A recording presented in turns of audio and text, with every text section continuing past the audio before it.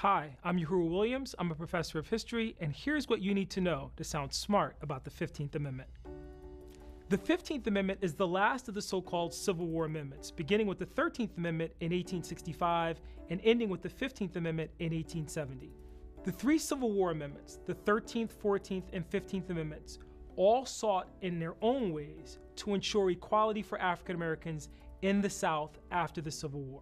The 13th Amendment abolished slavery. The 14th Amendment granted African Americans citizenship. The 15th Amendment outlawed discrimination in voting rights. Contrary to popular belief, the 15th Amendment does not grant the right to vote to anyone. It simply outlaws discrimination in voting based on race, color, or previous condition of servitude.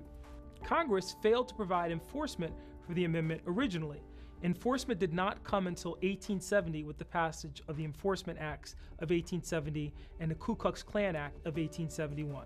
Interestingly, the first state to ratify the 15th Amendment was Nevada in March of 1869.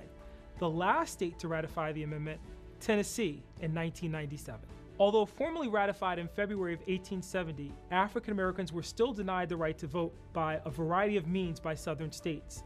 These included things like the poll tax and literacy test. It would not be until the passage of the Voting Rights Act of 1965 that the majority of African Americans in the South were allowed to register to vote. Young people in large numbers came out and joined what became known as the Red Guards. These largely terroristic organizations were used to publicly humiliate, assault, and in some cases, even murder political enemies of Mao and the Communist Party.